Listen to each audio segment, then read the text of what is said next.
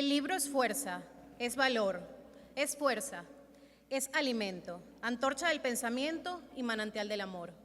Rubén Darío.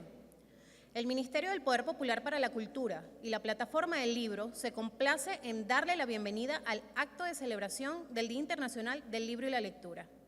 Estamos listos para dar inicio a la ponencia Los libros y la lectura en la Revolución Bolivariana, a cargo del Viceministro de Cultura, presidente del CENAL y de la editorial El Perro y la Rana, Raúl Casal. Muy buenos días, qué alegría llegar a este día, que son todos los días cuando formamos parte de esta, digamos, tribu que tiene que ver con el libro. Y digo tribu porque todo empezó con el fuego, ¿no? El fuego hizo que la gente se reuniera después de las casas, hace milenios, estamos hablando de milenios, que empezaron las historias, empezó la ficción, ¿no? Empezó todos los cuentos, las historias. Pero este es un día no solamente para celebrar, sino para felicitar a muchas personas que tienen que ver con el sector del libro. Y en aquella época, en el que después del fuego comenzó la escritura, no había tanta gente en la cuestión del libro, ¿no? Porque había unas rocas, unas paredes, no paredes, eran unas cuevas. Alguien se dedicó a escribir, después la arcilla, me supongo que quien la escribía hacía la arcilla. Desconocemos esa parte de la historia. Se descubrió que escribía con la mano porque la dejaron en la pared. Se descubrió que la escribían con la mano, exactamente. Las paredes hablaban y escuchan. Y el libro ha tenido muchas formas, ¿no? Jimena que habla que el libro, Jimena Benítez, que habla que el libro es el cuerpo humano. Hay un libro de Ken Liu también que habla de las diferentes formas que son el libro. Cada pueblo tiene un libro y algunos se muestran bajo diferentes formas. En una época, y sigue siendo, el libro era oral, no existía el papel, pero ha tenido todos esos diferentes formatos que hoy podemos celebrarlo con esto que podemos llamar hoy libro, y que los más jóvenes, las generaciones más jóvenes, las contemporáneas, leen en lo digital. Entonces tenemos diferentes formatos, diferentes formas de ver el libro, y eso es algo que hoy lo celebramos. Y hoy, por ejemplo, si antes no había mucha gente dentro del sector del libro, cuando llegó Gutenberg, imagínense, había quien hacía hacía la caligrafía, quien hacía las iluminaciones, quien hacía el papel, porque muchas veces uno piensa el libro, piensa nada más en el escritor y en el impresor. No, aquí hay mucha gente. Ahora hay correctores, además de correctores, editores, además de traductores, en fin, diseñadores, diagramadores, montadores. Antes había montadores, ahora ya no existe, ya desapareció, ¿no? Y bueno, nos enfrentamos ahora a la inteligencia artificial. Eso es parte de los procesos que ha tenido el libro y de los procesos que ha tenido la humanidad. Hoy somos lo que somos también gracias a esa memoria que se ha mantenido a todo lo largo de este tiempo, y que se ha mantenido gracias a que el pensamiento, la creatividad, la memoria, todos los inventos científicos se plasmaron bajo del pensamiento a la escritura y están en libros. Por eso llegamos hoy a lo que llegamos, este proceso científico-técnico tan avanzado. Bien. Es complejo. También tenemos toda la parte de la literatura, la poesía, ¿no? Tenemos aquí el poeta, escritores, a mí me acompañan, y vamos a empezar ahora con la parte formal. Estamos aquí con Luis Alberto Crespo, presidente de la Fundación Biblioteca Ayacucho, que recientemente cumplió 50 años de fundada. Te puse jovencito, tú no, en la biblioteca. Que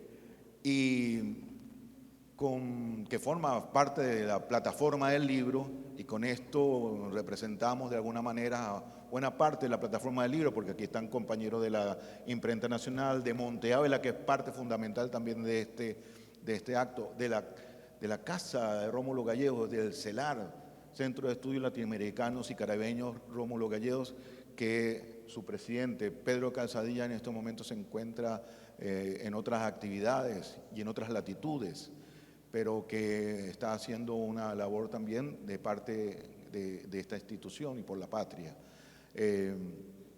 Está la Librería del Sur, nuestra Librería del Sur con la distribuidora El Perro y la Rana, y si se me olvida alguno, ¿quién será? Ah, el Senal. El Senal, que es parte fundamental también en esta contribución de la formación del libro y la lectura. Luis Brito García, que vamos a tener aquí una conversación, breve disertación sobre la lectura y el libro en la Revolución Bolivariana. Porque Luis Brito tiene mucho que ver, es nuestro intelectual venezolano más, digamos, prominente de que gracias a María Alcira Matute hemos logrado que esté también participando en ciertos certámenes, ¿no?, mundiales, pero que bueno, ya veremos, no todo lo que brilla por allá debe ser para nosotros un momento, más bien un momento de felicidad, que nosotros estemos siempre allá. Y Benito Iradi, que ha sido nuestro escritor homenajeado en la Feria Internacional del Libro Filben de 2024, en la 20 edición que tuvimos el año pasado, con él vamos también a dar algunas noticias, una noticia muy especial o varias noticias que tienen que ver con el libro. Son novedades que surgen de este dinamismo, de esta forma de ver la literatura, de ver el libro, desde aquellos tiempos a estos tiempos. Ya vamos a dar, esto es una intriga, a los que les gustan el policial, es parte de eso. Y quiero también excusar de alguna manera a nuestro ministro Ernesto Villegas, que él quiso estar en esta celebración, pero se le ha puesto difícil por unas situaciones que él tranquilamente puede explicarlo públicamente, porque bueno, ya lo va a decir. Pero le hubiera gustado estar aquí, está fuera de Caracas también, en otras regiones del país, pero muy contento de que nosotros estemos hoy reunidos, porque esto más que una celebración entre escritores, editores, esto es una celebración del pueblo de Venezuela, sobre todo porque cuando empieza esta revolución, la revolución bolivariana, cuando en el 98 gana Chávez y empieza toda la vorágine, ¿no?, como el segundo título de la Biblioteca Ayacucho, ¿no?, de Eustacio Rivera, empieza toda una vorágine, empieza todo un andar, que tenemos un primer libro, un libro que se difundió de manera notable, de manera impresionante, que tuvo, digamos, en el pueblo algo que cuando llegó el 2002, una señora con ese libro en la mano dijo: yo voté por Hugo Chávez, yo quiero que lo regresen. Ese fue uno de los primeros libros que se publicaron masivamente, que fue la Constitución de la República Bolivariana de Venezuela, que, como le decía Chávez, le llamaba La Bicha, que era pequeñita. Ese libro es nuestro libro, digamos, madre, nuestro ente rector, nuestro eje rector social, que nos permite hacer inclusive toda nuestra visión de la política pública, de cómo desarrollarnos, de cómo relacionarnos. Todo eso está en ese libro, cuyo prólogo es de un poeta, Gustavo Pereira, ¿no? El prefacio, la presentación, todo eso. Gustavo Pereira tuvo una gran contribución en ese texto, es uno de los escritores con alto valor poético y se nota en ese texto. A partir de allí comenzó toda digamos, el país empieza a transformarse. En otras latitudes, la palabra transformar significa cancelar, ¿no? O sea, vamos a cancelar esto para transformarlo, ¿no? Pero resulta ser que es que eliminan. Transformar significa eliminar. No, aquí nosotros transformamos para la revolución, porque es que había otra forma de ver la vida.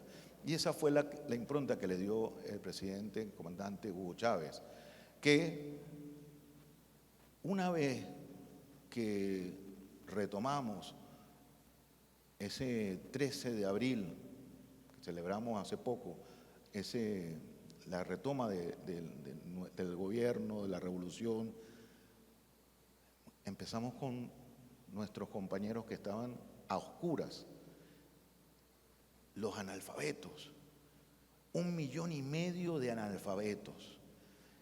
Y se hizo un trabajo, ahí estuvo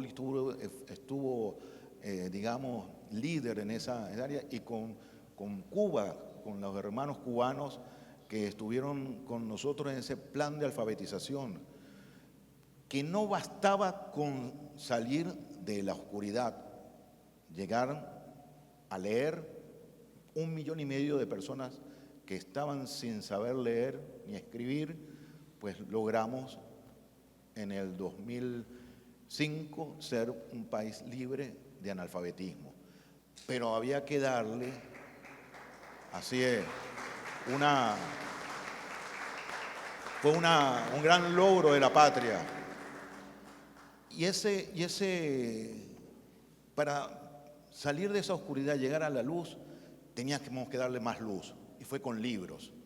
Y se hizo la Biblioteca Básica Familiar, con 25 títulos que la República, otra vez, de Cuba, la Revolución Cubana, apoyó contribuyó para que tengamos esa cantidad de ejemplares y que nuestras familias, todo nuestro pueblo pudiera tener una biblioteca familiar con diferentes títulos de la literatura universal. Porque al final Chávez, y lo pensaba, y lo hizo así, y lo mantiene el presidente Nicolás Maduro Moro, no es solamente el acto de leer, es el acto de leer de forma crítica, descolonizadora, es una forma diferente de ver la vida a través de los libros. Y ese fue el plan donde se transformó todo. El Ministerio de la Cultura, cuando se crea en 2005, bueno, se crea con todo ese criterio, ¿no? Con plataformas, y la plataforma del libro fue una de las más robustas, y se crea la Filben, y se crean las ferias y se crean las librerías del sur, que llegamos a tener 100 librerías, tengo entendido, pero que 60 librerías, perdón, pero que con el bloqueo criminal, con todo lo que nos ha puesto a sufrir el imperio, a la revolución y al pueblo venezolano, más que nada, logramos sostener en este tiempo, hasta hace muy poco, 25, y ahora estamos remontando y llegamos a 34 librerías del Sol, y vamos para 40 para cerrar este año. Así que estamos retomando la imprenta de la cultura, como estamos retomando las nuevas ediciones de Biblioteca Ayacucho y las ediciones que se están haciendo en Monte Ávila de Torres y en El Perro y la Rana. Entonces esa es una tarea que venimos realizando con unas grandes celebraciones.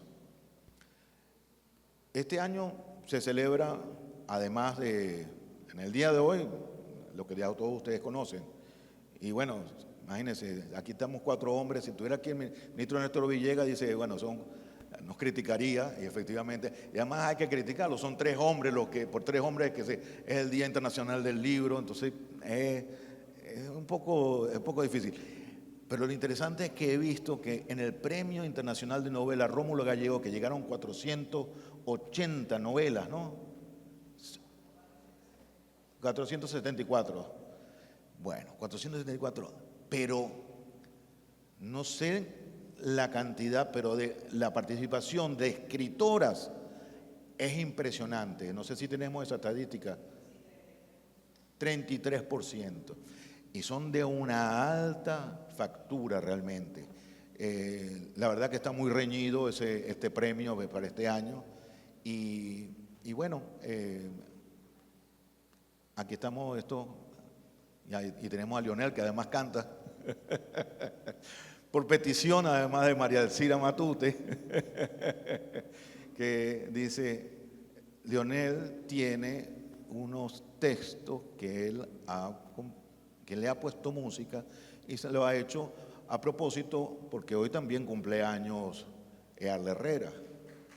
Entonces hay que felicitar a Earle allí donde esté, que siempre lo recordamos y porque bueno, él fue cómplice de este libro que se llama El credo de Aquiles Nazoa y le pusimos Visión y Pasión de Earle Herrera, porque la verdad es que le dio una visión descolonizadora, porque bueno, el credo es de su tiempo, como decía, no recuerdo qué filósofo griego decía que no podemos criticar a aquellos por el tiempo que somos hoy, ¿no? Entonces, bueno, no sé si lo vi en una de las novelas que están en el Rómulo Gallego, pero resulta ser que Earle, que ha sido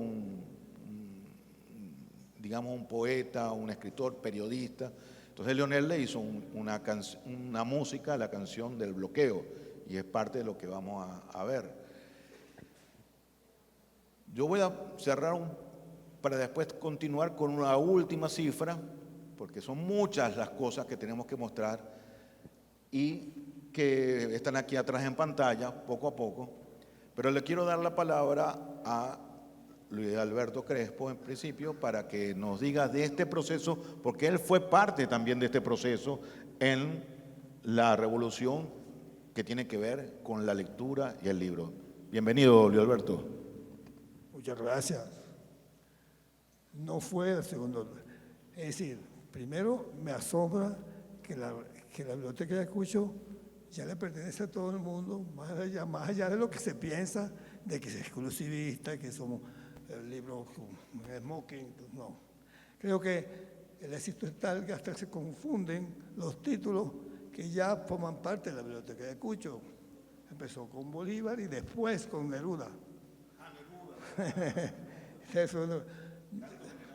Claro, tanto general, bueno, por supuesto la Bonaina forma parte, creo que es el número 30 y tanto. Bueno, en todo caso, el hecho es que los números ya no cuentan, sino que la biblioteca de Ayacucho necesita siempre de otro título. Eso es muy importante.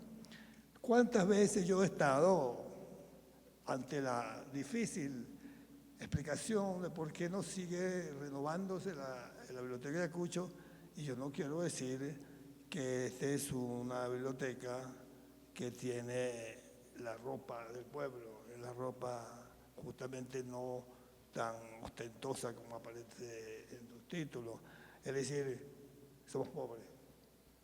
Y somos pobres ahora más que nunca por lo que tú acabas de decir, porque nos han obligado a ser pobres de verdad. El bloqueo reto, más de 900 bloqueos no lo aguanta ningún país del mundo, solamente nosotros. Es el orgullo que tenemos, ¿no? Que nos asedian de una forma tal que ya no se trata de la comida ni de la salud, se trata hasta de la lectura. Entonces no podemos ofrecer libros. Y sin embargo, tú lo has dicho, tú eres uno de los que ha hecho un trabajo realmente, una hazaña, pues, de poder hacer los encuentros nacionales e internacionales del libro. Hay que ver lo que es eso. todos los años. Y luego los homenajes, y luego los bicentenarios, en fin. La presencia del libro ha sido constante. Es verdad que existe la carencia de la reedición, que ese es el crucifijo nuestro, ¿no? Bueno, pero aún así, la vida nuestra ha sido, más que todo a partir de este momento histórico y político, que es cuando un presidente como Hugo Chávez Frías era un lector voraz. Es algo impresionante. Ustedes van allá, a donde está eternizado el comandante, y ven su biblioteca, están subrayados los libros, y son unos cuantos. Entonces, como la pasión de la lectura hizo que ese hombre dijera, no hay revolución sin cultura, pero siempre dio a la lectura un privilegio, porque con él la lectura tienes todo lo que significa la cultura. La lectura no es solamente una narrativa, no es solamente la poesía, es el pensamiento, es el imaginario. Es decir, y está además el recuerdo de los grandes. ¿Qué pasa con la eternidad de la escritura? No es verdad lo que dice Joseph Conrad. Escribir significa conocer a alguien que fracasa. Pero después me pongo a dar cuenta de que nunca está satisfecho el escritor con su obra. García Márquez se acuerda que decía, hay que cometer el primer libro, hay que cometerlo. Es decir, porque tenemos que ver cómo la escritura, que es solitaria en su esencia, aspira al otro. Y el otro no sabe si son todos o muchos. Tal vez lo de la poesía tiene un privilegio, y una vez cito a otro escritor como René Char, que dice que la poesía tiene pocos lectores, la poesía tiene un grupo de lectores. Lo que ocurre es que ese grupo de lectores son muchos en su escasez. Bueno, ya eso son especulaciones de otro orden. Lo que importa es que celebramos nosotros, entonces vamos a regionalizar lo universal. Y entonces hicimos todo lo posible. No quiero decir que lo hicimos por primera vez, porque la Cuarta República existió la Biblioteca Popular Venezolana, que fue de una importancia suma. La Biblioteca Popular Venezolana puso a circular obras de todo orden y a un precio asequible. Pero nosotros hicimos la variedad, la diversificación de la empresa editorial. Y eso es uno de los grandes logros de esta revolución, sin duda alguna. No vamos nosotros a empezar a elaborar una especie de elogio de todo lo que hizo el hombre para convertir la voz en escritura, en papel, en piedra, en pergamino, hasta que llegó Gutenberg. Pero lo que quiero decir en todo caso es que lo que ocurre con el libro ocurre con la integración que tiene el libro en todos los órdenes de la cultura. No hay lectura si no existe una cultura que lo reclame. Y la cultura es total. El libro habla tantas lenguas, no solamente porque existen las lenguas, el libro es lenguas literarias. El libro tiene una especie de alianza muy íntima con todo lo que es la cultura en todo su aspecto. Entonces, que nosotros estemos aquí celebrando este momento nos obliga a ser regionalistas, en el mejor sentido de la palabra. Es decir, nosotros tenemos que, ¿qué hemos hecho nosotros para convertir lo regional en universal? ¿Qué hemos hecho nosotros hasta ahora? ¿Cuál es el balance que haríamos nosotros? No solamente para ofrecer el libro, sino ofrecer lo que fue el libro, lo que fue la escritura. Eso es importante porque estoy hablando de la Biblioteca de Ayacucho. ¿Nosotros qué hacemos? Nosotros no editamos libros inéditos, nosotros editamos aquellos libros que se eternizaron. Eso es muy importante. Eternizarse no significa por el tiempo. Y entonces, en este sentido, yo tengo que estar en contra de Ángel Rama, que fue uno de los fundadores de la Biblioteca de Ayacucho, que dice, muérete primero para que puedas formar parte de la Biblioteca de Ayacucho. No. Tu libro, tú estés vivo o muerto, tiene una trascendencia más allá de lo inmediato. Y ese es lo que hace clásico un libro. ¿Entiendes? Claro, nosotros tenemos el acoso terrible del libro escrito y por lo tanto pasamos al libro virtual. ¿Así? Entonces ahora el libro virtual está como un aliado fiel, fervoroso de ese drama que es el papel de que nosotros necesitamos. Bueno, yo creo que eso es una aspiración muy antigua, que el ser humano necesita el libro como un objeto que huele, que tiene las letras, que tiene ilustraciones, que tiene la portada. Es decir, es un objeto. Este es un objeto que uno quiere tener porque, bueno, una vez más voy a tener que citar a otro que se llama Juan Ramón Jiménez, que dice: libro, afán de estar en soledad. Es verdad, espera siempre para que el lector lo elija, no se sabe cuándo, en qué momento. Entonces la biblioteca es una especie de, ¿cómo diría? No sé, es que está ahí, es un objeto antiguo, casi prehistórico, por decirlo así. Pero ¿cuántas veces la Odisea no es un libro actual? ¿Cuántas veces no es posible concebir el mundo de la fantasía del viaje como en la Odisea? ¿Qué ocurre dentro de la Odisea? Ya no es la guerra de Troya, es el viaje. ¿Hacia dónde? Se supone que hacia Ítaca. No, es hacia un viaje, hacia sí mismo. Porque encuentran no solamente lo que es él como marino, sino lo que es él víctima de la fantasía. Y entonces en ese libro, que es la Odisea, serán todas las lenguas posibles, los métodos posibles de escribir, sobre todo todas las anécdotas posibles. Entonces uno puede escoger en cualquier momento de la Odisea y va más allá de la propia Odisea. Entonces nosotros andamos buscando un libro que es el libro ideal. Por eso entonces, tiene razón Joseph Conrad, como conocer, que uno conoce el que escribe él porque fracasa, porque tiene que escribir el otro, porque no le basta el primer libro que escribió. Siempre el último es el nuevo libro y el primero. Entonces se da un concepto muy, muy de Borges de lo que es el libro. ¿Cuántas veces no leemos Las Mil y una Noches por primera vez? Dice él, porque en cualquier lengua es otro libro a pesar de que contar la misma historia. Entonces, bueno, pues, para no seguir con elucubrando, es porque me emociona mucho estar modestamente, ¿no es así?, celebrando la aparición de la escritura entre nosotros, la pasión de la lectura entre nosotros y el resultado político de esa campaña, realmente la gran hazaña que hizo Hugo Chávez Frías. Un lector, un soldado lector, pero ¿cómo? ¿Con qué fervor, con qué énfasis ese hombre habló de libros?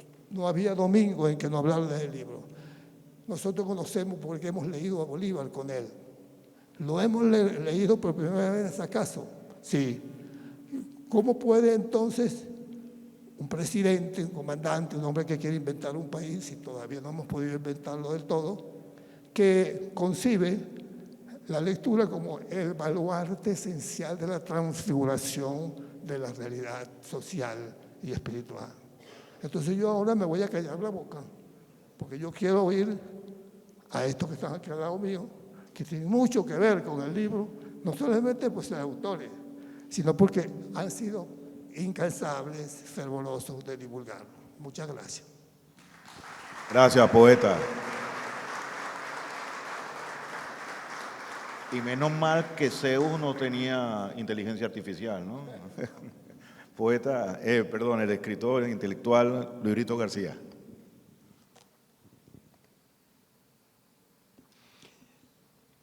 Buenos días. Bueno, el problema no es qué decir sobre el libro, sino qué no se puede decir sobre un fenómeno que le permite a la humanidad decir casi todo, lo inconmensurable. Para mí la importancia del libro es la siguiente: tenemos una sola vida, sumamente breve, además, como ustedes lo habrán notado. Y el libro nos permite vivir infinita existencia, cursar los destinos más prodigiosos, acompañar al capitán Nemo bajo los hielos de la Antártida en el momento en que se encienden los reflectores del Nautilus, y la cantidad de brillos que hay, imaginativos desde luego, en los hielos le hace decir a uno de los personajes que hay espectáculos que Dios no ha reservado para la vista de los hombres. Esa es la función del libro, es decir, contar la multiplicidad de destinos que a veces nos han sido negados y también el propio. Dentro de esta cosa, una de las peculiaridades fascinantes de los libros es su propia capacidad de mutación. El primer libro y la primera biblioteca que tenemos es en las cavernas. Lascaux, Altamira, Pierre Chant, una cantidad de ellas son libros que nos narran la vida de nuestros antepasados y en los cuales hay una paradoja muy hermosa. Los animales son descritos gráficamente con un detalle prodigioso, pero los seres humanos son ya escritura. Son como los dibujitos que hace un niño, unos palitos que representan a los seres ya, no son seres humanos, son ideas. Vean de allí cómo el otro libro que hay es el templo. Esas inmensas construcciones de la antigüedad y hasta de nuestros días son libros para analfabetos. El esplendor de Dios que es incomunicable, la eternidad, todo eso es escrito en piedra, en las catedrales, en los zigurates, en los templos de la antigüedad, etcétera, hasta que llegamos al libro impreso en el frágil papel que a veces dura más que todas las cosas que describe. En Nuestra Señora de París, Víctor Hugo, el jorobado de Nuestra Señora, hace que un sacerdote señale un libro y diga, esto va a sustituir aquello. Aquello es la catedral, es Notre Dame. Ese inmenso monumento va a ser sustituido por un conjunto de hojitas de papel y quién sabe ahora por la cantidad de nuevos libros que existen. La cinematografía es una forma de libro y los prodigiosos espectáculos multidimensionales que se están ya cocinando con el metaverso, etcétera, son manifestaciones de esta prodigiosa capacidad de multiplicar la existencia que tiene el libro, de multiplicar también la tontería. La televisión, por ejemplo, la llamada Cabrujas, la caja estúpida, multiplica la estupidez, pero esa es una de las facetas de la existencia humana. Tenemos todo tipo de cosas, unas deleznables, otras terribles, hay que conocerlas todas. Entonces, en el libro y en la biblioteca juntamos esa paradoja entre la insignificancia y la brevedad de nuestra vida y la infinitud de la experiencia humana. Es una cuestión que da vértigo. Con razón decía Borges, yo que me imaginaba el paraíso bajo la especie de una biblioteca. En el día del libro, pero en todos los demás libros, en los días, porque todos los días son días del libro, podemos vivir esa experiencia. Podemos abarcar de nuevo el infinito, y el infinito sería tedioso sin la conciencia de la brevedad infinitesimal de nuestros instantes y gozar de esa especie de desproporción entre lo inacabable y lo absolutamente efímero.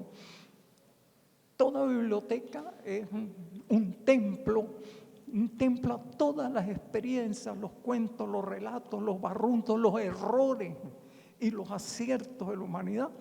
Y ese templo está abierto a todos y cada uno de nosotros, mientras, como en el bolivarianismo, se haya erradicado el analfabetismo.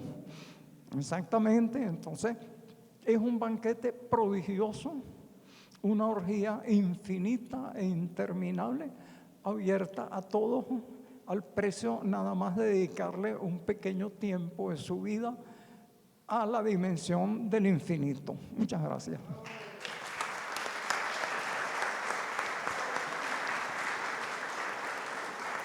Gracias, librito.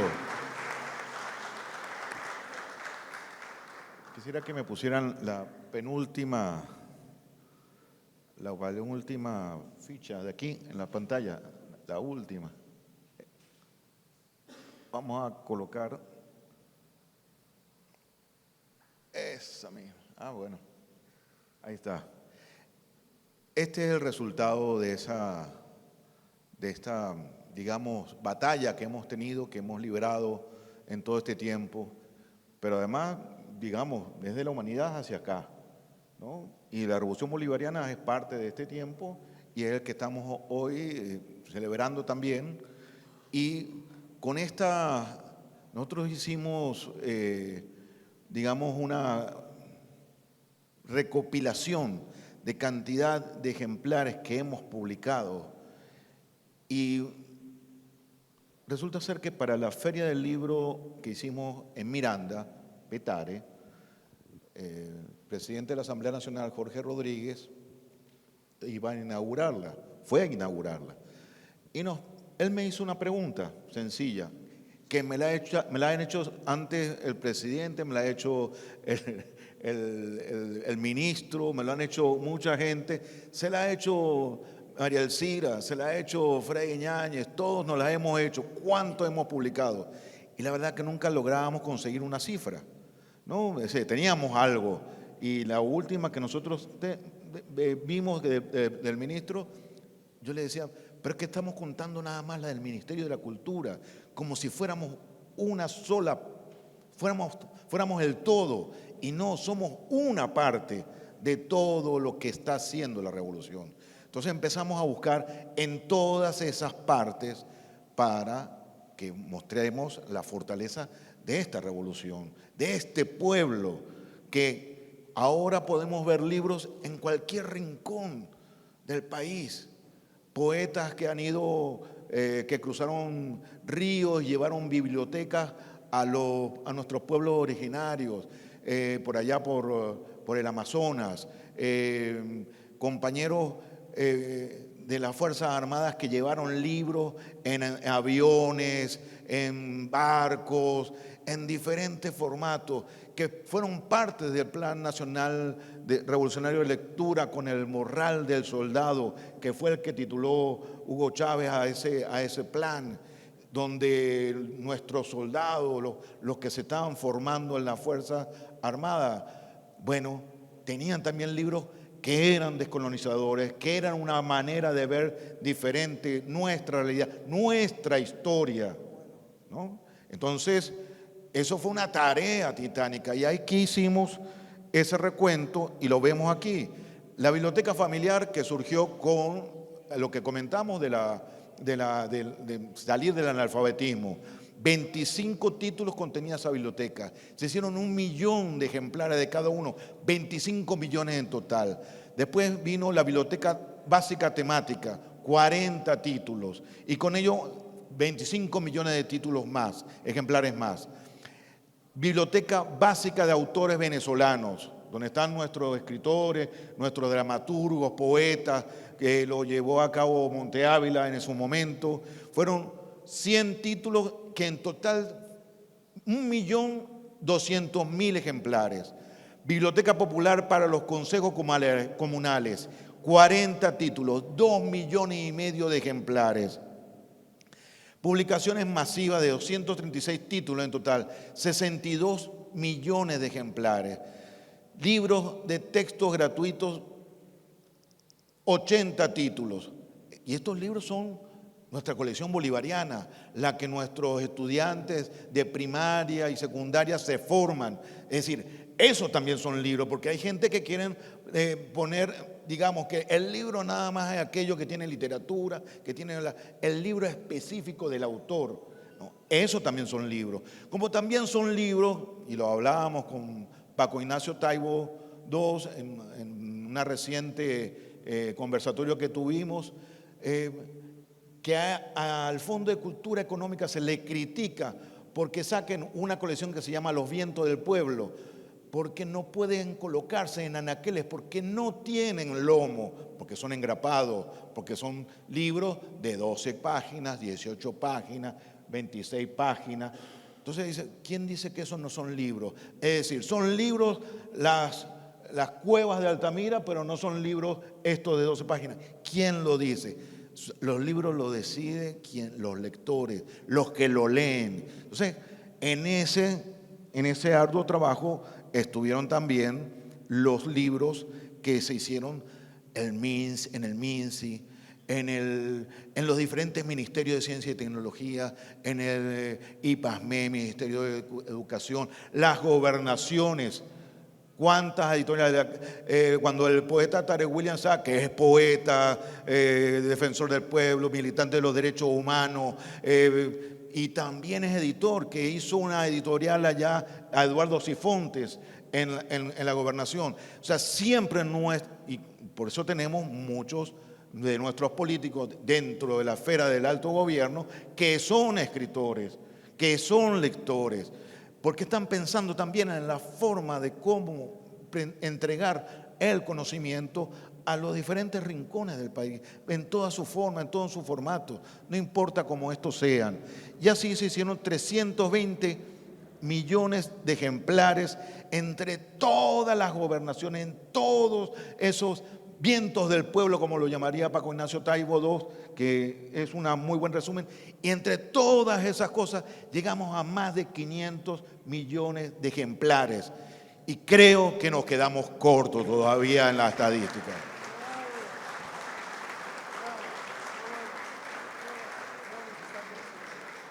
Y esa es algo que nosotros decimos, pero ajá, ¿dónde están esos libros? ¿Dónde están? Están en las casas, están en la gente, están en todos los lugares.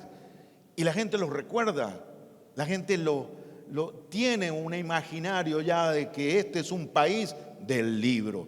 Y por eso tenemos que felicitarnos. Y por eso un aplauso para todos ustedes en este día.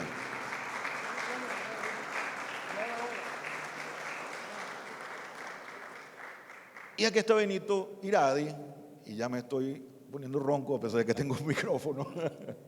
Y aquí tengo a Benito Iradi, que venimos a trabajar, porque como hablamos de todos los formatos, hablamos de todas estas formas, hay un formato que se llama la literatura de cordel. No sé si se recuerdan de esa historia, ¿no? Antes se ponía un palo de un lado a otro, se colocaba una cuerda y se hacía entregas, ¿no? Entonces colocaban y se llamaba la literatura de cordel. La usan mucho. Entonces, claro, se hacía por entregas. Y vamos ahora, por favor, Raúl, la imagen que mandé de Rómulo Gallegos, porque vamos a trabajar los papeles errantes de Benito Iradi, que ya ha salido la primera entrega en un libro con La Caja de los Truenos, con 3 compañeras afro-venezolanas, negras, de Oriente, que recogió el testimonio Benito, pues esa es parte de sus papeles errantes. El de Cruz Quinal, el libro de Cruz Quinal, también son parte de esos papeles. Y bueno, sigue teniendo papeles errantes por entregarnos. Y hemos decidido que la próxima entrega comience, hoy damos el anuncio, y vamos a hacer por entregas en digital un libro que va a aparecer para la Feria del Libro de Venezuela en julio, por Monte Ávila. Y este libro se llama Mis papeles errantes, del Rómulo Gallegos y la generación del 28.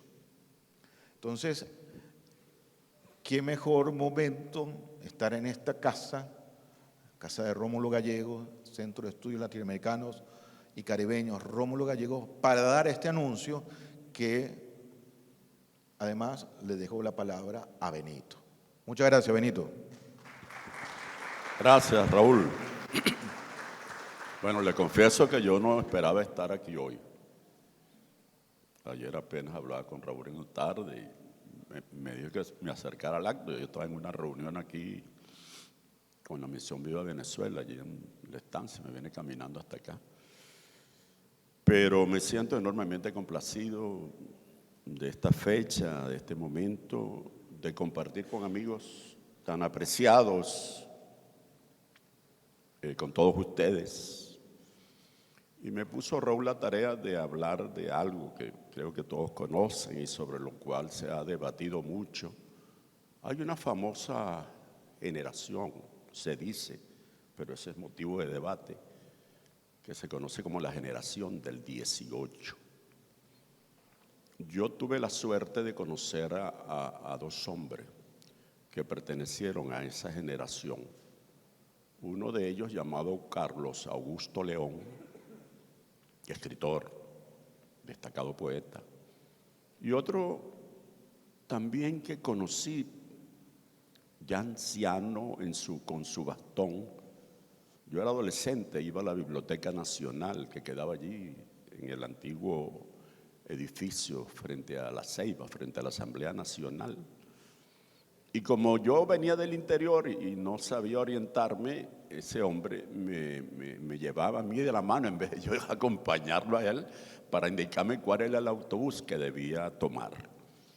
Ese hombre es Paz Castillo. Y hablaba mucho con él de esa generación, ¿no? Y también de ese tiempo como mucha gente perteneciente a esa generación estuvo al servicio de Gómez, de la dictadura de Juan Vicente Gómez, nombres que uno no se imagina cuando uno dice José Antonio Ramos Sucre, que fue el motivo que me llevó a hablar con aquellos hombres de la generación del 18. Pero bueno, extraño, ¿no?, que los intelectuales se dividieron entre los que estaban con Gómez y los que estaban contra Gómez. Más adelante, eso se sigue debatiendo si hubo una generación del 18 o no. Hay otra generación muy importante, conocida como la generación del 28. Yo conocí a un hombre de la generación del 28 llamado Isaac Pardo. Y lo cito aquí por el lugar donde estamos, porque fue a Isaac Pardo a quien se le encargó crear esto que se llama Centro de Estudios Latinoamericano Rómulo Gallegos, hace exactamente 50 años. Isaac Pardo le dolió mucho que la casa, aquí en este lugar, están los cimientos, la casa donde él vivió con Rómulo Gallegos, la destruyeran para levantar este edificio. Pero aquí donde estamos fue donde nació Rómulo Gallegos. Y aquí donde estamos, en esa casa, se reunía la gente de la generación del 28. Un hombre como Luis Beltrán Prieto Figueroa,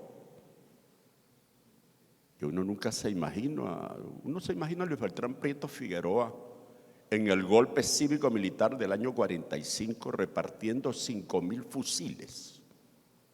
Una madrugada, uno nunca se lo imagina. Ese hombre perteneció a la generación del 28 y tiene una obra extraordinaria como poeta.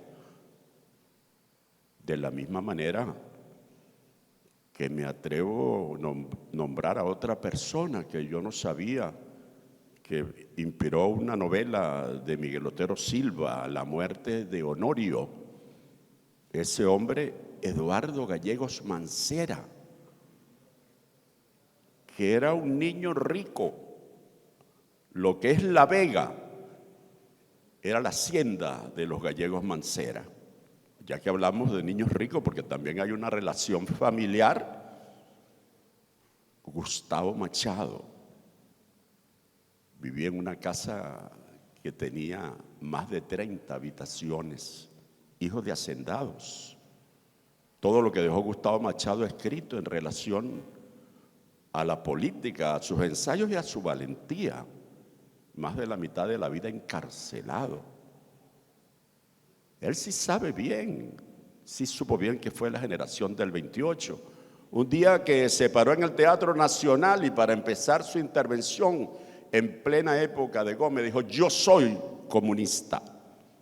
Me hace acordar mucho la frase porque tiempo más tarde un amigo querido, escritor también, amigo nuestro, tú lo conoces, Cristian Valles, escribió un libro, ¿Por qué soy chavista? Me refiero a Farruko Sesto, que fue nuestro primer ministro del Poder Popular para la Cultura y que le dio un gran impulso a esa tarea editorial. Pero yo voy citando a toda esta gente, otro valiente como Miguel Otero Silva mismo, pero qué valientes fueron. Miguel Otero Silva participó en el asalto a un buque que era manejado por un militar norteamericano, un marinero norteamericano, allí en la isla de Curazao, porque querían tumbar a Gómez, entrando por Falcón. Qué valiente, 27 hombres venezolanos con 27 machetes. Secuestraron un buque y se trajeron preso al gobernador de Curazao. Todos ellos tuvieron que ver con la generación del 28. Pero bueno, ¿cómo no referirnos además a otro hombre que lo hemos tomado muy en cuenta ahora, gracias a una edición de un libro llamado El Abuelo? Me refiero a Horacio Cabrera Sifontes, que conoció también a esa generación y de la que tuvo tanta referencia y en la que se involucró tanto, porque Horacio también fue engrillado en la época de Juan Vicente Gómez y después tuvo que fugarse del país. El abuelo de Horacio justamente era ese gran personaje Sifontes que protegía la frontera y la frontera con lo que es hoy el territorio en reclamación con la Guyana, y lo trajeron para que sus restos simbólicos estuvieran en el Panteón Nacional hace poco, a finales de año, a comienzos del año pasado. Bueno, cito todos estos nombres y me detengo fundamentalmente en uno, porque para mí ha sido hoy un día de sorpresa por el tema que me invitó Raúl a que hablara, pero yo tengo un testigo aquí. Nunca imaginé que esta historia que les voy a relatar, la voy a relatar al lado del testigo con quien viajé en el año 1982 a La Habana, al encuentro de intelectuales por la soberanía de nuestros pueblos. Y yo era el más joven de la delegación.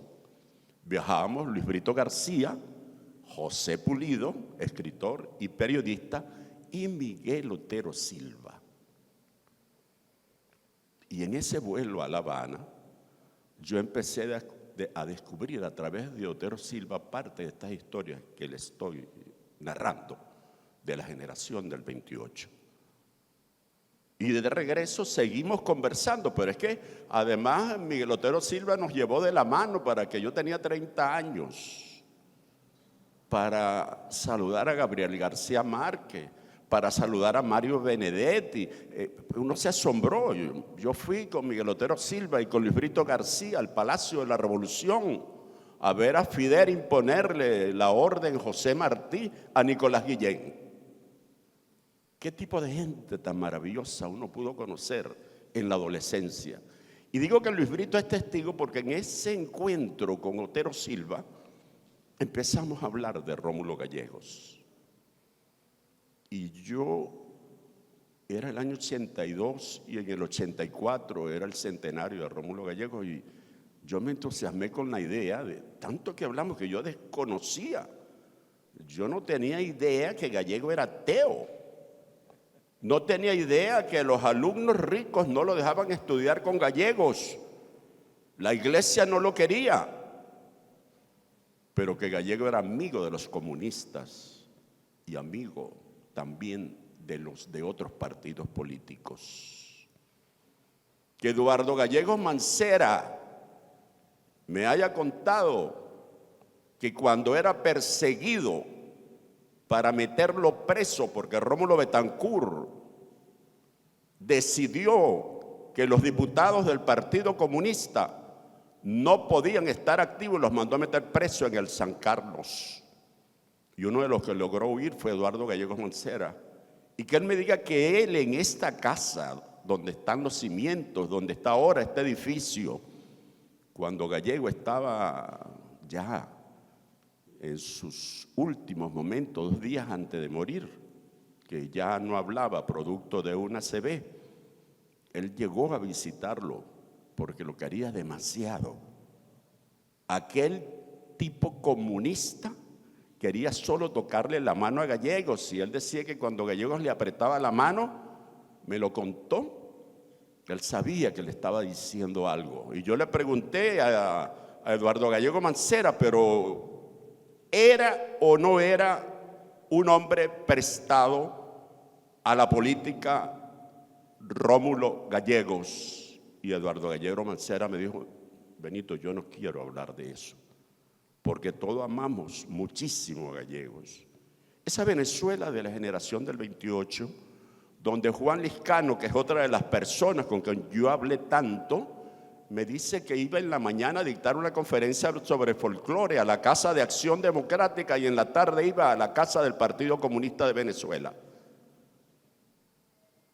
Qué interesante todo lo que yo descubrí, las polémicas, las peleas públicas por los medios de comunicación, cosa que ya no vemos, pero de altura intelectual, entre el propio Rómulo Gallegos y Miguel Otero Silva o Gustavo Machado, a quien nunca Gallegos al final de su vida le respondió una larguísima carta recordándole por qué su obra, como la de Andrés Eloy Blanco, el Partido Acción Democrática, la estaban ocultando, y reclamándole que por qué razones le cambió el título a aquella última novela, Una brisna de paja sobre el viento, la mexicana, no recuerdo, esa es la cubana, tenía otro nombre, pero lo que quiero decir con esto, que yo verdaderamente quedé emocionado de manera muy profunda, y yo le estoy hablando de estos seres, y voy a nombrar uno que es en ese libro que se va a editar, solamente quedan vivas 3 personas. Una que también escribe, llamada Noelí Pocaterra, que tiene 88 años y conoció a Gallego cuando ella era una niña, porque Noelí y el padre de Noelí eran de Acción Democrática y fueron perseguidos. Otra persona que conoció a Gallegos y todavía vive, de todos los entrevistados que están en esa obra, es Sonia Gallegos, la hija de Rómulo Gallegos, quien me cuenta de qué manera Rómulo Gallegos se entendía también con los que eran comunistas y con los que no lo eran. Y la otra persona que vive y está en esa obra es un músico que estuvo comprometido en la organización de la Fiesta de la Tradición en el Nuevo Circo de Caracas en el año 1948. Osvaldo Lares. Las demás personas que he citado en esta conversación fallecieron. Pero yo empecé, a pesar de que ese libro no salió cuando deseaba, en el año 84, decidí terminarlo. Y todavía al frente de este edificio vivía la hermana de Rómulo Gallegos, la única hermana viva. Tenía 95 años, un año después de yo entrevistarla, hace 45 años, ella falleció. Pero en todo caso, para hacer breve la historia, lo que ocurre, como decía Raúl, y le agradezco enormemente esta especial expresión de afecto. Yo conocí a Raúl cuando era adolescente, fui muy amigo de su padre, que por cierto, se cumplen 50 años de haber llegado al país este año. Dirigía la revista Coeyú, un hombre valiente, editor, escritor y luchador social. Entonces, ¿cuál es la noticia que Raúl ha querido señalar? que este libro sobre Rómulo Gallegos a través de Monte Ávila Editores, primero se va a publicar por entregas, porque hay algo terrible que es que la historia se va quedando atrás. Las nuevas generaciones no conocen de tantas y cuantas luchas, y especialmente el siglo XX merece ser estudiado. Casi 50 años después de haber tomado yo apuntes sobre estos personajes, incluido el propio Gallegos, dedicado totalmente a Gallegos, el libro se verá. Me hace muy feliz todo esto, como lo dijo Raúl.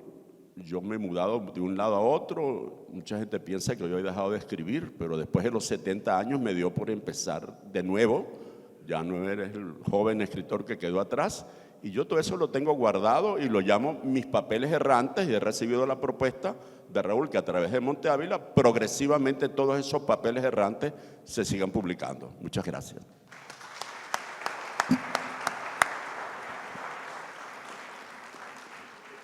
Bueno, y con esta extraordinaria noticia y estas extraordinarias intervenciones, damos por concluida nuestra parte, pero siguen más anuncios que tiene a bien entregarnos ahora nuestros compañeros de la plataforma del libro.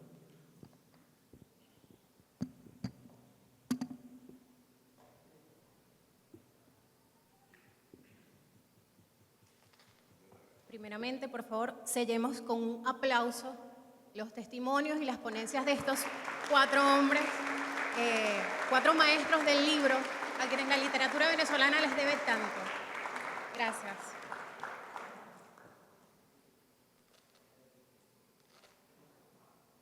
Siendo así, pasamos a la lectura del veredicto del primer concurso nacional juvenil Teresa de la Parra, a cargo de la docente, escritora y jurado Maribel Prieto. Por favor, le invitamos a que se acerque.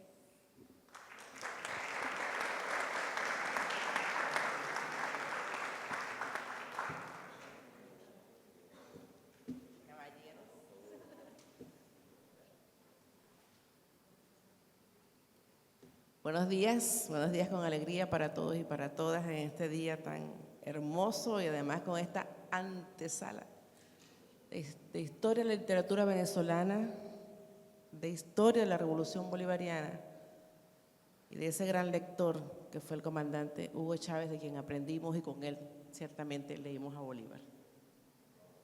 Leímos a Bolívar, leímos la política, leímos el mundo. Fue nuestro odiseo.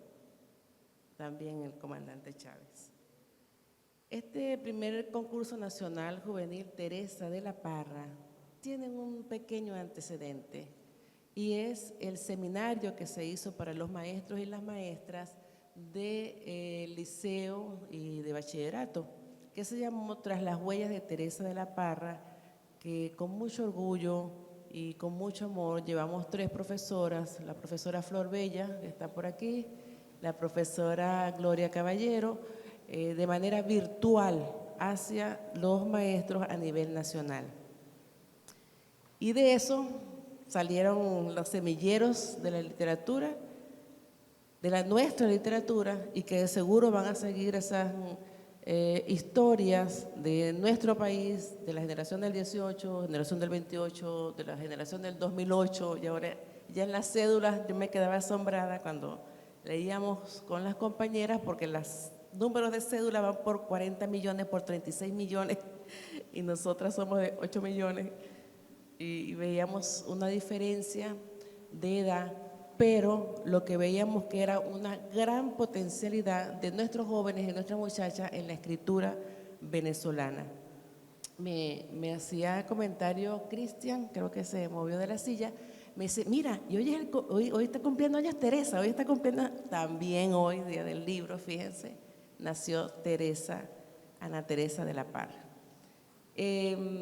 Ese trabajo que se hizo con los maestros y con las maestras a nivel nacional tuvo su fruto en este primer concurso, y no solamente el fruto del primer concurso, sino que pudimos leer a Teresa de la Parra en las escuelas, ya no solo las memorias de Mamá Blanca, sino también Ifigenia, de la cual celebramos el centenario de la edición 1924.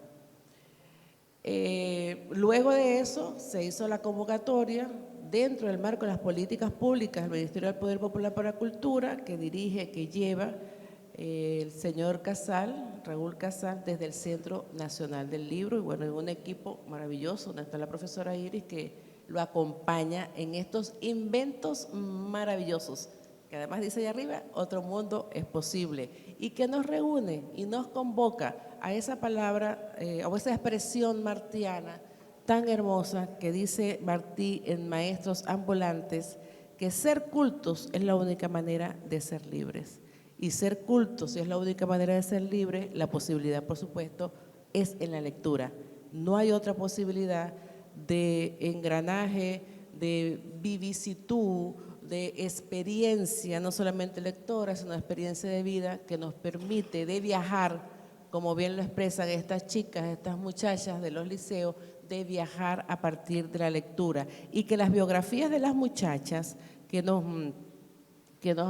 enviaron, de las 220 cuentos y cartas y ensayos que leímos, las biografías de ellas mismas, de las chicas, son también una obra de arte.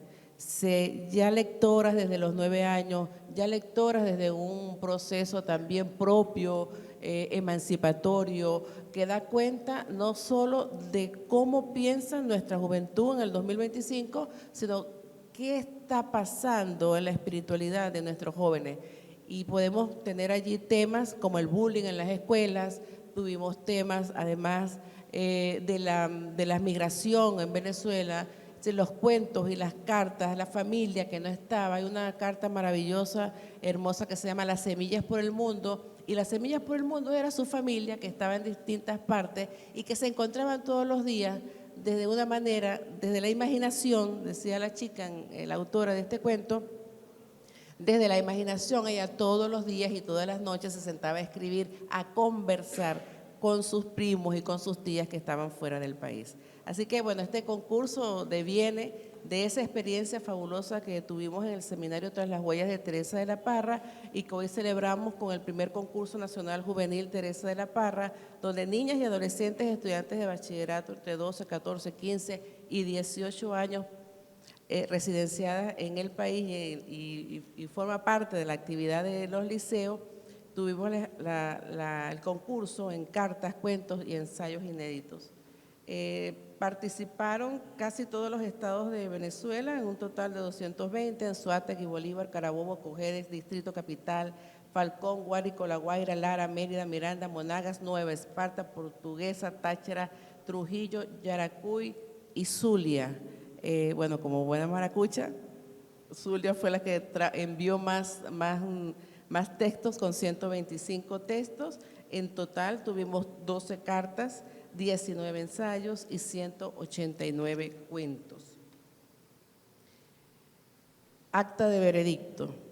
Primer concurso nacional juvenil de literatura Teresa de la Parra. El primer concurso nacional juvenil de literatura Teresa de la Parra fue el producto del seminario Tras las Huellas de Teresa de la Parra, realizado de manera virtual en la Escuela Taller de Narración de Venezuela, Esta Nave, en los meses de febrero a agosto de 2024, dirigido a docentes de educación media para motivar la lectura y la escritura a través de la obra de Teresa de la Parra en el contexto del centenario de su primera novela, Ifigenia, 1924, hacia la conformación de los semilleros, las semilleras en este caso, de la literatura venezolana. Nosotras, Maribel Prieto, Iris Villamizar y Ana Miriam Nava, actuando en calidad de jurado del primer concurso nacional juvenil de literatura Teresa de la Parra, dirigido a niñas, adolescentes y teniendo como propósito principal fomentar el talento literario y la expresión creativa, inspirados en celebrar la vida y obra de quien es una de las más insignes representantes de la literatura venezolana, procedemos a emitir el presente veredicto. Queremos reconocer y agradecer el esfuerzo, dedicación y creatividad de todas las niñas y adolescentes participantes en este primer certamen. Su compromiso con la literatura es testimonio del valioso legado literario de nuestra nación y de la inspiración que genera Teresa en las nuevas generaciones. Luego de evaluar detalladamente los trabajos literarios presentados por las participantes, tomando en cuenta los criterios establecidos en las bases del concurso, tales originalidad, creatividad, estilo, uso del lenguaje y adecuación temática, los jurados seleccionaron las siguientes finalistas por los géneros establecidos y la categoría por edad, los cuales serán publicados en una antología por una de nuestras casas editoriales venezolanas de manera impresa y digital. Caracas, a los 21 días del mes de abril de 2025. Jurado: Maribel Prieto, Iris Villamizar, Ana Miriam Nava. Finalidades por género: ensayos, tuvimos 4 destacadas, en cartas 7 y en cuentos 31. Un total de 42 finalistas a nivel nacional, de las cuales nombramos las que nos acompañan en el día de hoy: a Aranza Saraid Medina Galvis, con su obra Revelaciones del Pasado; Celeste del Valle Rengifo Cuello, con Las Lágrimas de Canela;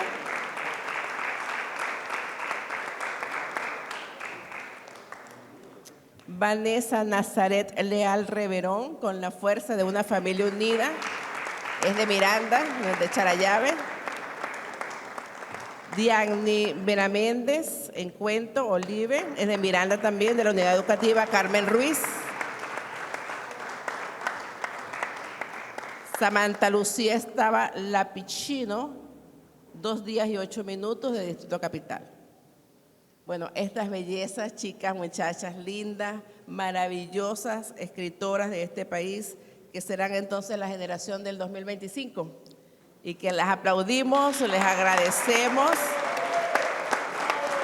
Felicidades.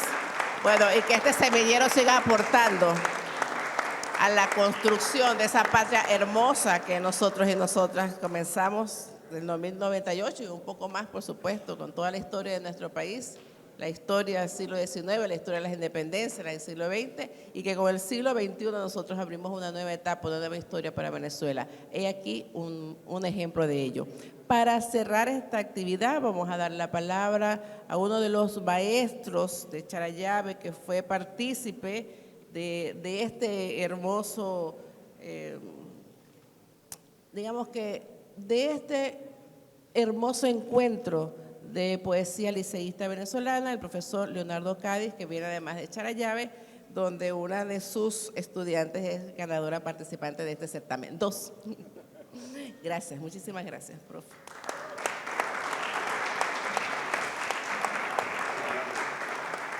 Bueno, ante todo agradecerle al CENAL, al señor Raúl y a Iris por crear estos espacios donde nuestros adolescentes puedan desarrollar todas sus habilidades creativas.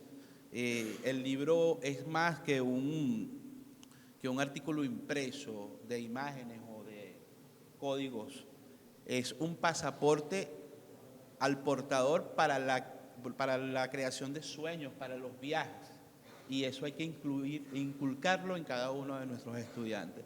Para mí fue una oportunidad importante cuando me enteré del concurso, gracias a Iris Villamizar, y poder incluir el concurso dentro de mi planificación en este segundo momento, y que todos los estudiantes de la Unidad Educativa Estatal Carmen Ruiz se hayan abocado a eso, y bueno, y que hayan quedado 2 de mis estudiantes del primer año. Cabe destacar que estos cuentos fueron realizados en clase, en el aula. Todos los días de clase, por 2 horas, los estudiantes, a través de estrategias de creación como partiendo de 3 palabras, creando a través de un dado, fueron creando poco a poco a través de mi supervisión.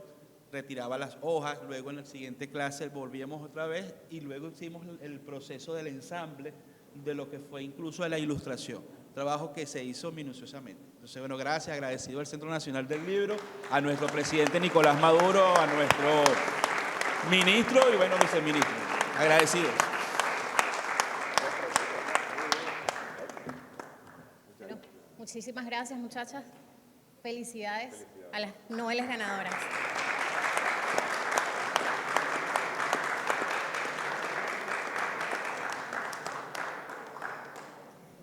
Y con la emoción a flor de piel que nos da el promover el libro y la literatura, continuamos esta celebración dándole bienvenida al escritor, ensayista y antropólogo jurado del 18º concurso para autores inéditos organizado por Monte Ávila Editores Latinoamericana, primerísima casa editorial que este año arriba a su 57 aniversario. Recibamos a José Negrón Valera, quien dará lectura a los veredictos de este concurso. Hola, buenos días, ¿cómo están? Mire, fíjense que quería comenzar con una pequeña historia porque todo ocurre por una razón. Hace 2 años tuve la oportunidad, se permiten los celos, porque compartí en la Feria del Libro de Bogotá con Luis Brito García y me tocó viajar con él. Se podrán ustedes imaginar todo lo que conversamos durante ese viaje.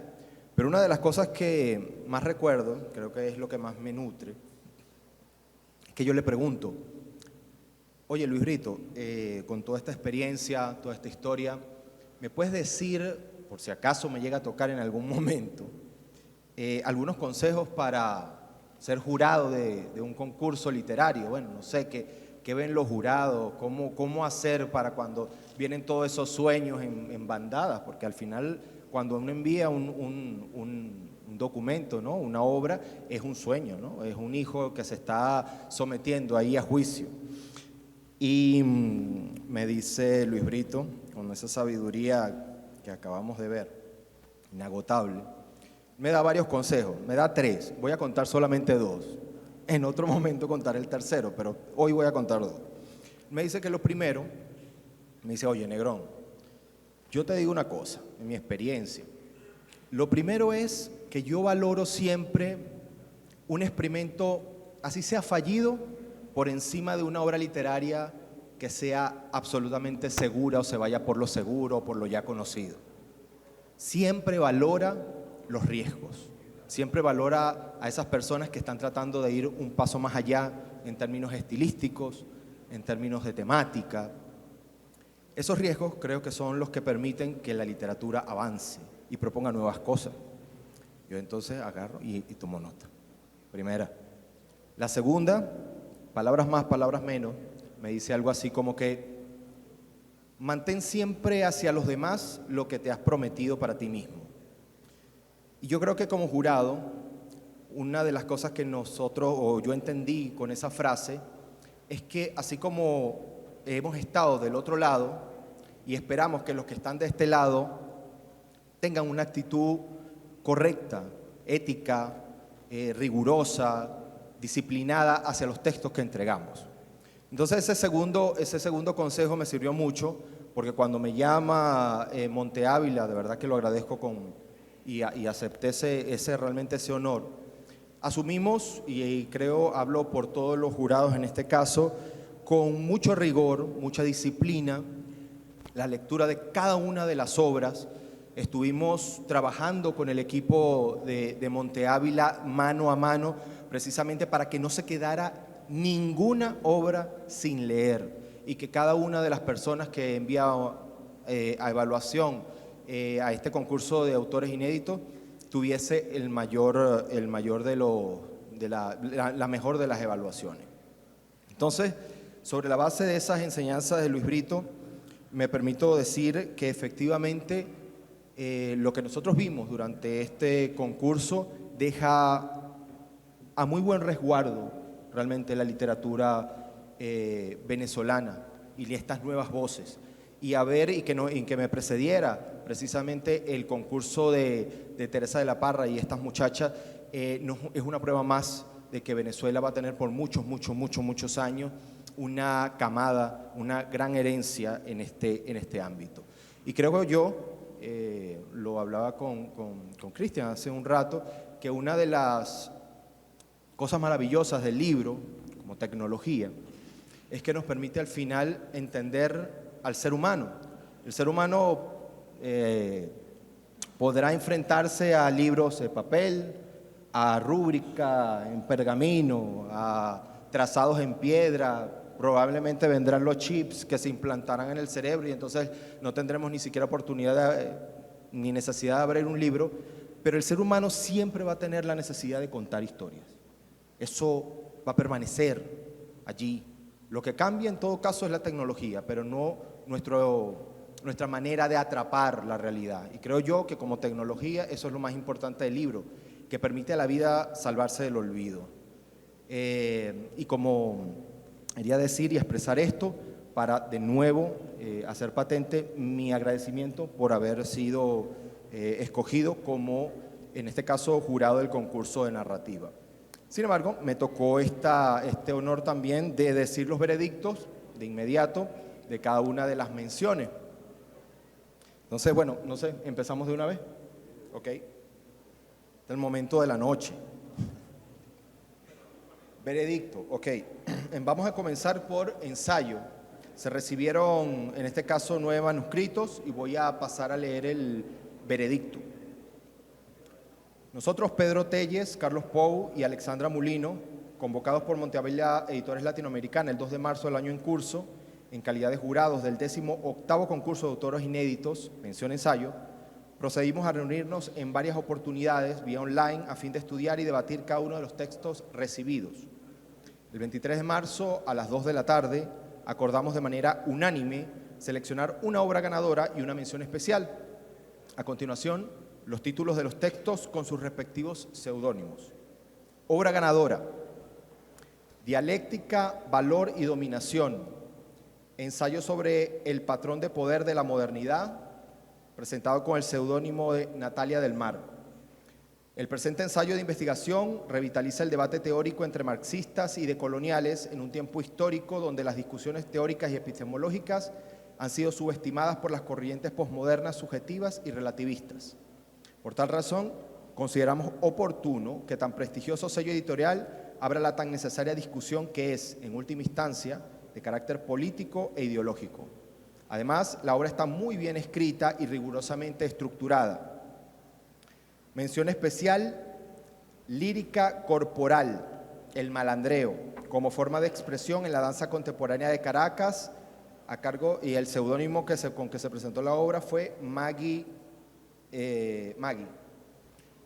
Dicho ensayo nos pareció de sumo creativo y muy original. Su abordaje en el marco de la danza contemporánea con mayor madurez expositiva y escrituaria podría convertirse en una obra de referencia en su campo. Sin otro particular, cerramos en estos términos nuestra deliberación. Esto pertenece al género ensayo. No sé si tienes los nombres, porque están nada más los seudónimos. Sí, vamos a por aquí la imagen. Sí, aquí está. Ok. Abierta la plica, en el ensayo, la modalidad de ensayo, el manuscrito Dialéctica, Valor y Dominación, que ganó esta modalidad, y con el seudónimo Natalia del Mar, el autor es Roger Landa.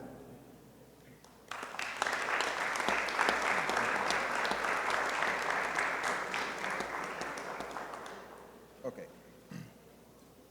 Pasamos al concurso, en este caso mención literatura infantil. Paso a leer el veredicto. Los abajo firmantes, miembros del jurado designado para conocer las obras participantes del concurso de autores inéditos de Monteavella Editores Latinoamericana en la categoría Literatura Infantil, declaramos lo siguiente. Vistas y leídas dichas obras, acordamos por unanimidad conceder el premio único al libro El sueño de los ermitaños, firmado con el seudónimo Atenea, por tratarse de un conjunto de cuentos que muestra una gran capacidad creativa, a la par que realiza una efectiva simbiosis entre ficción y realidad. Una vez abierta la plica correspondiente, su autora resultó ser Marian Márquez, residente de la ciudad de Maracay, estado de Aragua, firmado en Caracas a los 31 días del mes de marzo.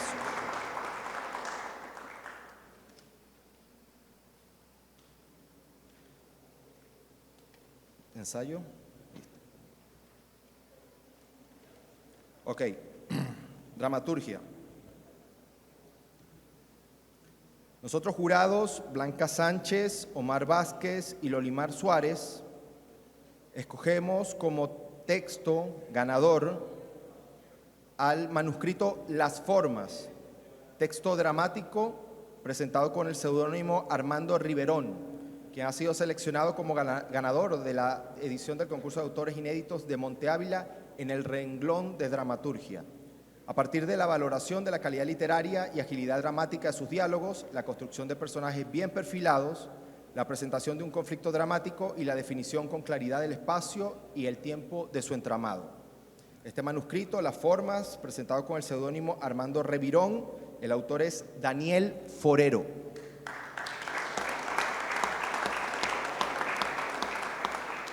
Poesía. Okay. Ahora pasamos género poesía.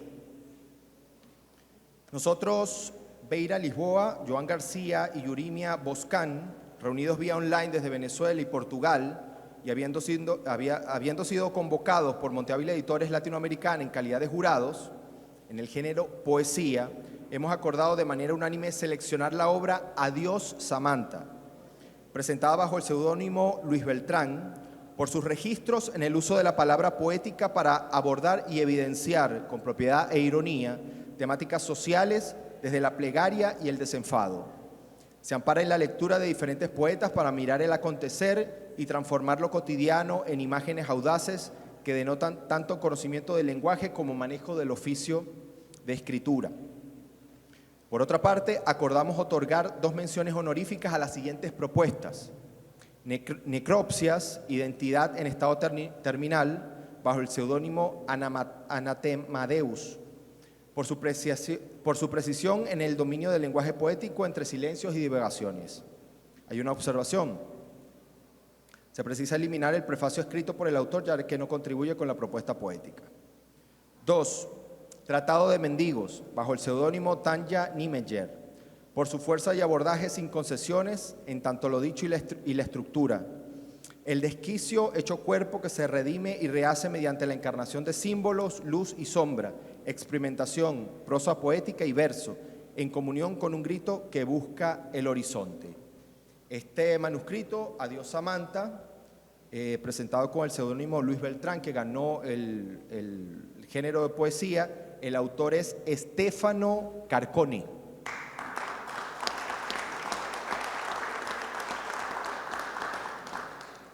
Y por último, en narrativa, leo el veredicto. Se presentaron en este caso 52 obras al género de narrativa. Fue junto con el de poesía uno de los donde se presentaron más propuestas. Quienes aquí suscribimos, Mercedes Franco, José Negrón Valera y José Luis Vázquez, conformados como jurados del concurso de narrativa de autores inéditos de Monte Ávila Editores, declaramos que luego de una cuidadosa evaluación y discusión de las obras presentadas en esta edición, por unanimidad declaramos ganadora la obra Las Brujas de Ciudad Zamora. Esta obra destaca por su audacia al construir mundos fantásticos con una imaginación desbordante y una voz narrativa singular. El lenguaje empleado es irreverente, fluido y cargado de una vitalidad que atrapa al lector desde las primeras líneas. El autor o la autora, lo sabíamos en ese momento, logra tejer una historia que más allá de su trama envolvente navega continuo e ingenio el género fantástico. El jurado además deja constancia que decidió brindar el mérito de finalista a otra obra que destaca, Aracné, quien resaltó por su inventiva, riesgo estilístico y capacidad de sorprender. Tanto la obra ganadora Las Brujas de Zamora como Aracné resultan ser nuevas voces que vienen a enriquecer la literatura contemporánea de Venezuela.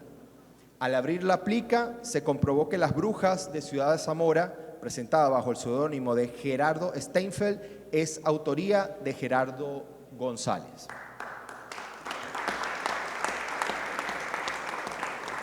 Con esto damos entonces por cerrado todo lo que es. Muchísimas gracias por su atención.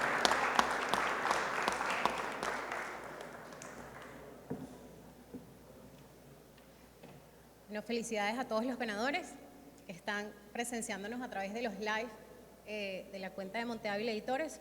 Y bueno, reconociendo el esfuerzo que realiza el Estado venezolano por incentivar la lectura y la escritura, superando con ahínco el peso de las medidas impuestas a nuestro país desde el imperio, celebramos los ganadores de este concurso.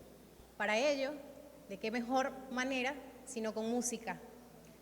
Recibimos entonces al cantante, arreglista, compositor, pianista, trovador y poeta Leonel Ruiz, quien interpretará sendos poemas musicalizados. El primero de ellos, Canto Antibloqueo, autoría de Earle Herrera, música de Leonel Ruiz. Y el segundo, Murmuraciones sobre mesa con Jacques Prévert, autoría Aquiles Nazoa, música de Leonel Ruiz. Adelante, maestro.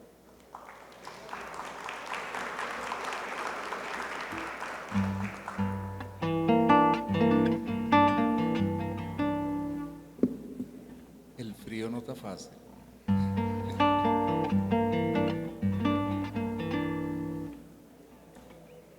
Bueno, vamos a hacer un cambio en el bullpen, un enroque de Dalton.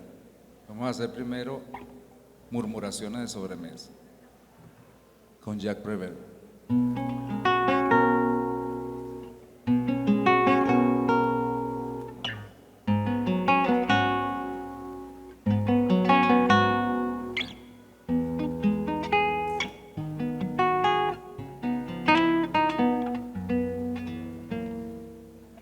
En estos tiempos no se puede creer en milagros. Hoy al cortar el pan salió volando un pollo.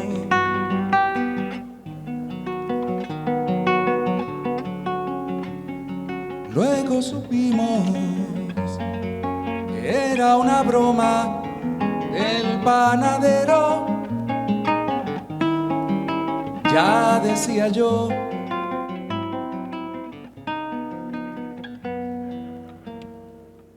en estos tiempos no se puede creer en el amor. Anoche nuestro hijo mayor se tragó a su novia mientras le daba un beso.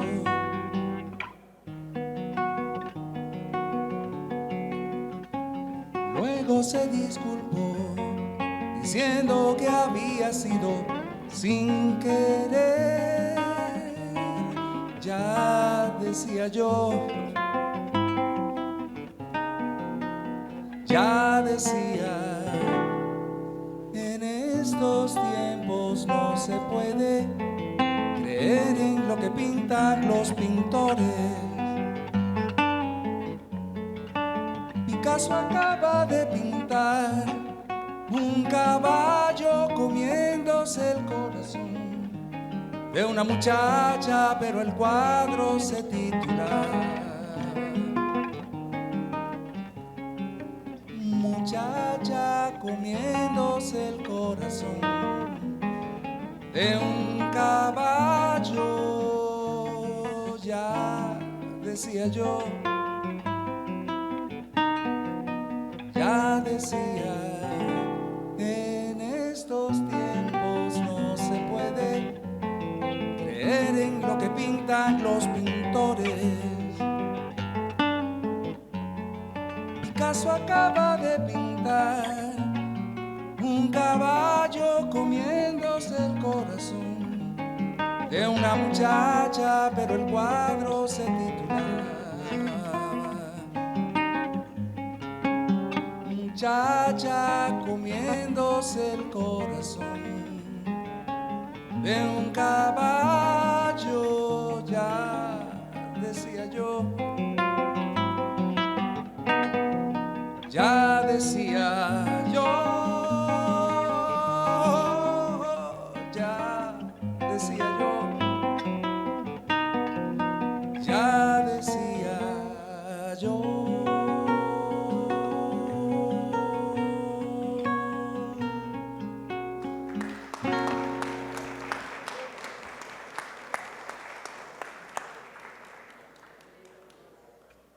Ya decía yo que Leonel iba a cambiar todo el protocolo y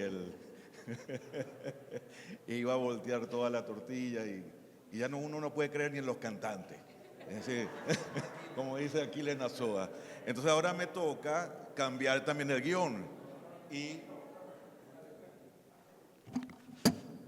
anunciar el premio Aquiles Nazoa, ¿no? Porque como cantó un poema de Aquiles, y queríamos cerrar con esa canción y dar esta noticia del premio Aquiles Nazoa del Ministerio del Poder Popular para la Cultura a María Alcira Matute Castro por su trayectoria y compromiso con la promoción de la lectura. Muchas razones hay por el fortalecimiento que da a nuestra identidad, a nuestro pueblo. Entonces, María Alcira, felicitaciones, véngase para acá.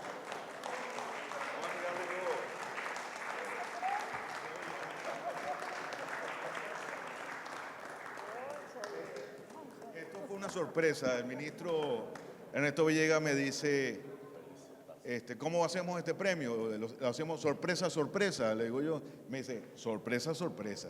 Y así fue, y por eso que ni siquiera Leonel lo sabía, y entonces, claro, cambia el guión y felicitaciones.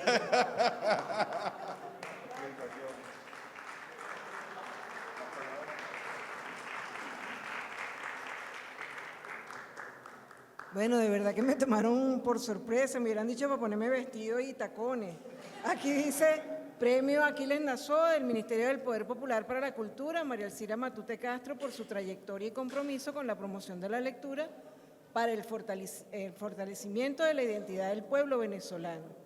Y lo firma Ernesto. La verdad es que es emocionante porque Aquiles Nazoa es tantas cosas para Venezuela. Y a mí me une una amistad grande con Laura Nazoa. Y yo le decía, una vez que nos ganamos el premio Aníbal Nazoa, que éramos hermanas entonces, porque Isidoro y yo nos habíamos ganado ese premio, entonces ahora nos hermanamos con la familia también por este premio. Nos preguntaban al llegar los compañeros de Librerías del Sur, que tienen ese extraordinario programa en Instagram, que qué era el libro para nosotros. Para nosotros el libro es todo. Yo empecé a leer a los 2 años y medio como un juego en el que yo veía a mi papá leer el periódico y le preguntaba las letras.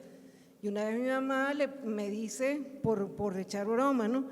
A ver, niña, ¿qué palabra se lee aquí? Creyendo que yo no iba a saber qué palabra era. Y yo le dije, bueno, concilio. Yo que soy atea, fue la primera palabra que leí, fue concilio.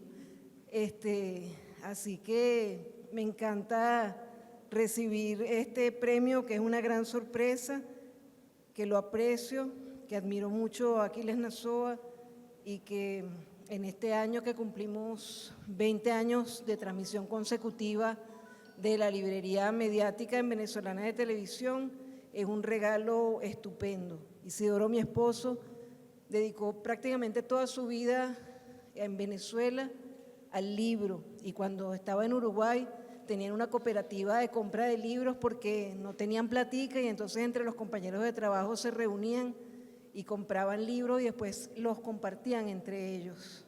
Luego vino a Venezuela y participó en la formación de lo que ahora es el CENAL, que se llamó en un inicio Fundalibros.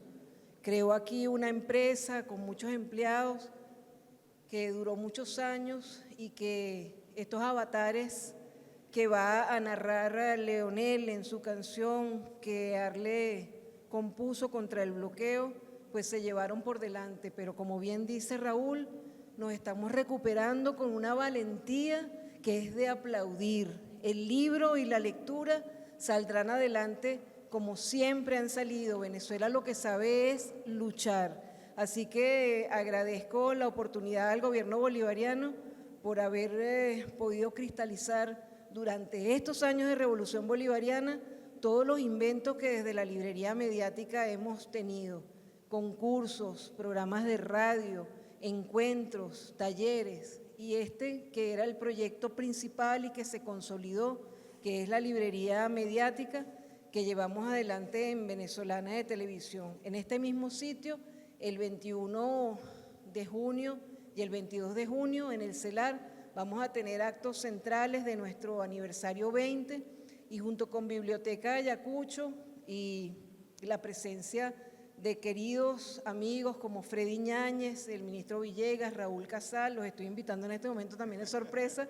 Vamos a tener el 23 de junio en Librerías del Sur un encuentro para hablar de cómo nos hemos ido hermanando todos para que la librería mediática fuera posible. Ha sido un gran trabajo en equipo y yo quiero agradecer a todos los lectores y a todos los escritores y a todos los que siempre acompañaron y han acompañado y seguirán acompañando a la librería mediática. Luis Brito García creo que es uno de los invitados más recurrentes porque con Luis Brito García se puede hablar de cualquier cosa sin preparación alguna porque se la sabe toda, se sabe más que pescado frío. Aquí hay muchas personas que han sido invitadas al programa con frecuencia y seguiremos teniendo ese espacio para invitarlos a leer siempre y a leer de todo. Me acompaña también Priscila, que no es consciente y tiene la paciencia de estar con Isidoro y conmigo día y noche para consentirnos en la casa con panquecas, con asado negro, con pasta, con todo lo que nosotros queremos y cuidar a nuestras gaticas con nosotros. Así que es un día, la verdad, sorprendentemente feliz para mí. E Isidoro, que hoy estaba un poquito triste porque pensaba en las cosas que hemos perdido, en las librerías que se han cerrado. Creo que esto le va a dar fuerzas para tener esperanza en que nuevamente tendremos muchas librerías abiertas. Como dice Raúl, se está recuperando la red de librerías del sur, volveremos a tener 100 librerías del sur abiertas y llenas de gente, y librerías del sector privado abiertas con libros de Venezuela y el mundo, y Venezuela presente en cada uno de los eventos internacionales, como los que van a tener lugar esta semana en Túnez, que allá estará Luis Brito García y Raúl, junto con otros venezolanos, llevando la verdad de Venezuela como debe ser llevada a todas las ferias del mundo. Que viva Venezuela y que viva la Revolución Bolivariana.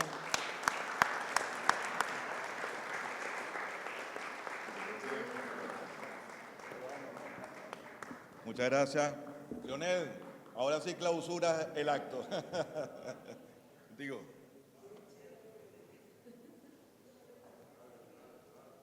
Sí. No voy a ser yo el que va a clausurar el acto. ¿No? Va a ser Earle Herrera. Ah, bueno, Earle. Con Earle. Con Earle. Bueno, a veces ocurren estos cambios por razones históricas, pero esta vez fue por razones climáticas. Pero quedó bien bonito porque así puedo decir, gracias María Alcira, porque gracias a tu pequeña y dulce conspiración, yo puedo estar aquí y puedo ser por este instante de la canción vocero de Earle el día de su cumpleaños, cantando este canto antibloqueo. Y bueno, gracias a Senal y a Raúl Casal, que tomaron para sí esa dulce conspiración y dijeron sí. Entonces aquí está Earle con su canto antibloqueo.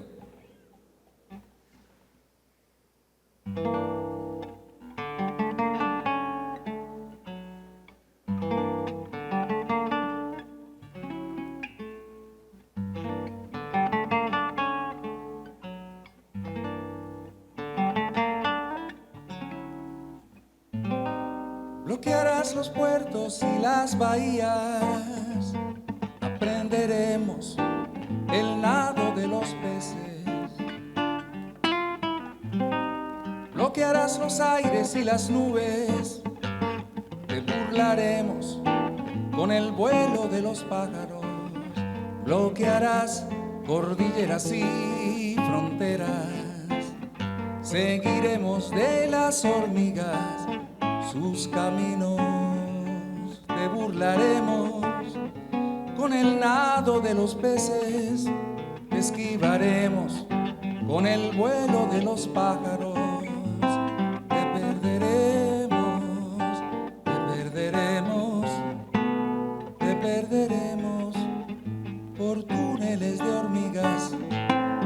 perderemos, te perderemos, te perderemos por túneles de hormigas.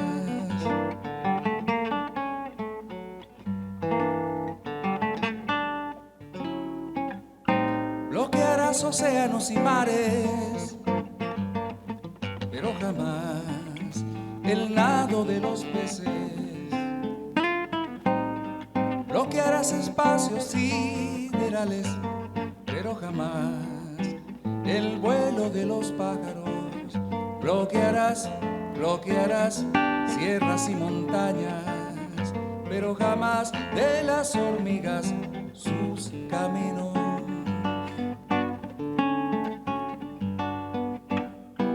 Nunca bloquearás el horizonte, viven los pueblos. Nunca bloquearás la poesía. Los pueblos sueñan, los pueblos sueñan. Nunca bloquearás nuestras canciones. Los pueblos aman, los pueblos aman. Y este ejército de hormigas, mira los peces y los pájaros. Mira este ejército de hormigas. Mira, mira, mira la marcha de los pueblos.